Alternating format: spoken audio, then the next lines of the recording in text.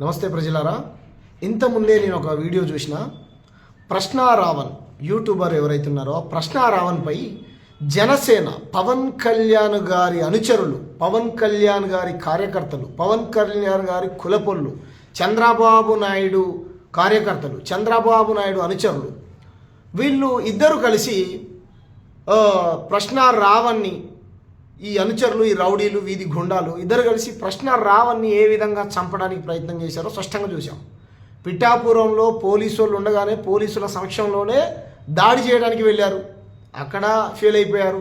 మచిలీపట్నంలో దాడి చేయడానికి వెళ్ళారు, అక్కడ ఫెయిల్ అయిపోయారు. హాస్పిటల్లో సుమారు 200 మంది పోలీసు వాళ్ళు ఉండగా కసబ్ గాన్ని, మన దేశంలో బాంబులు వేసినటువంటి కసబ్ గాన్ని, తీవ్రవాదుల్ని కూడా ఆ రకంగా ఎవడు రాలేదు. తీవ్రవాదులు నాకు చంపాలనిపించింది తీవ్రవాదుల్ని, కానీ చట్టం శిక్షించాలి, కోర్టులు శిక్షలు వేయాలి అనే అటువంటి మన దేశంలో ఒక రూల్ ఉంది కాబట్టి నేను గమ్మునుకున్నా.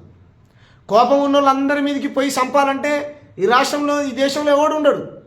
కాకపోతే పవన్ కళ్యాణ్ కుర్చీని కాపాడుకోవడం కోసం, పవన్ కళ్యాణ్ చేసేటువంటి తప్పుల్ని, పవన్ కళ్యాణ్ చేసేటువంటి పనుల్ని ఎవడు క్వశ్చన్ చేసినా, నన్ను ఎవడన్నా క్వశ్చన్ చేస్తూ ఉన్నారు, మీరు ఏం చేస్తున్నారు, పోయి చంపండి, నరకండి అనేటువంటి దాంతో పవన్ కళ్యాణ్ ఆయన సొంత కులపలను ఉసిగొలిపి దళితుల గురించి, ఆదివాసుల గురించి, గిరిజనుల గురించి, బీసీల గురించి ఎవడు మాట్లాడినా సరే వాళ్ళ సొంత కులపొల్లని ఉసిగొలిపి చంపమని ఉసిగొలుపుతున్నాడు. స్పష్టంగా మనకు అర్థమైంది.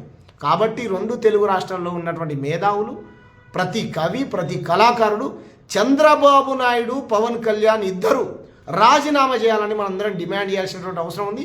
ప్రజాస్వామ్య పద్ధతిలో వీళ్ళకు బుద్ధి చెప్దాం, నిరసన తెలియజేద్దాం. వీళ్ళకు 2 సెకండ్లు కూడా రాజ్యాంగబద్ధ పదవిలో కూర్చోడానికి వీళ్ళు అర్హులు కానే కాదు. 1 సెకండ్ కూడా కూర్చోడానికి పవన్ కళ్యాణ్, చంద్రబాబు నాయుడు అర్హులే కాదు. ఎంత దుర్మార్గం! ఎవడు మాట్లాడొద్దా నీ గురించి?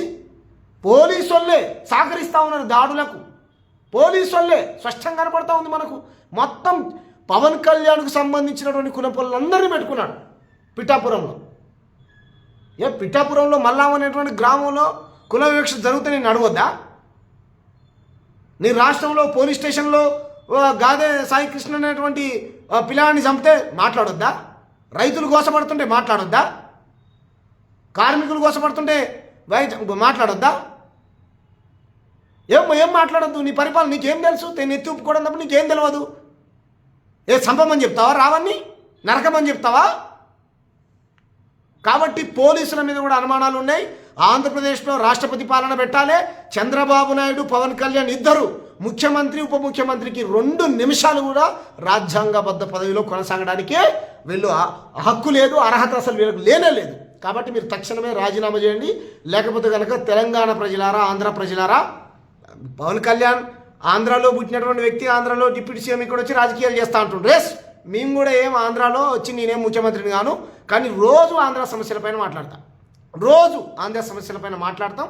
చంద్రబాబు నాయుడు, పవన్ కళ్యాణ్ ఇంటి ముంగట ప్రజాస్వామ్య పద్ధతిలో, డెమోక్రటిక్ పద్ధతిలో మీ ప్రజా సంఘాల జెండలు, మీ కండువాలు తీసుకుని వచ్చి ఎవరికి కూడా హాని చేయకుండా, చిన్న సైకిల్ కూడా ఇబ్బంది కలగకుండా, రోడ్డు మీద ఇబ్బంది కలిగేయకుండా వీళ్ళిద్దరు రాజీనామా చేసేంత వరకు మీ చౌరస్తాలు, ఏదైతే అంబేద్కర్ చౌరస్తా కానీ, మహాత్మా గాంధీ చౌరస్తా కానీ, అక్కడ కూర్చొని పవన్ కళ్యాణ్, చంద్రబాబు నాయుడులు ఇద్దరు రాజీనామా చేయాలని మనందరం దీక్షకు పూనుకోవాల్సినటువంటి అవసరం ఉన్నది. ఇన్ఫర్మేషన్ ఇవ్వండి.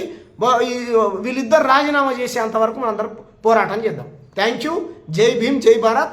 గూండాగిరి నశించాలి, పవన్ కళ్యాణ్ అనుచరుల గూండాగిరి నశించాలి, ఆంధ్రాలో రౌడీజం నశించాలి, ప్రజాస్వామ్యం పరిడవిల్లాలి, చంద్రబాబు నాయుడు, పవన్ కళ్యాణ్ రాజీనామా చేయాలి.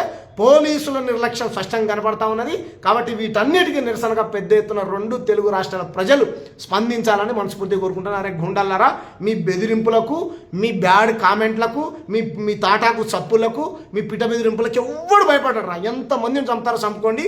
భగత్ సింగ్ లాగా మేము కూడా చచ్చిపోవడానికి సిద్ధంగా ఉన్నాం. మీరు బ్రిటిష్ దొంగల కంటే అతి క్రూరంగా ప్రవర్తిస్తూ ఉన్నారు. Thank you. జై భీమ్, జై భారత్, జై భారత రాజ్యాంగం.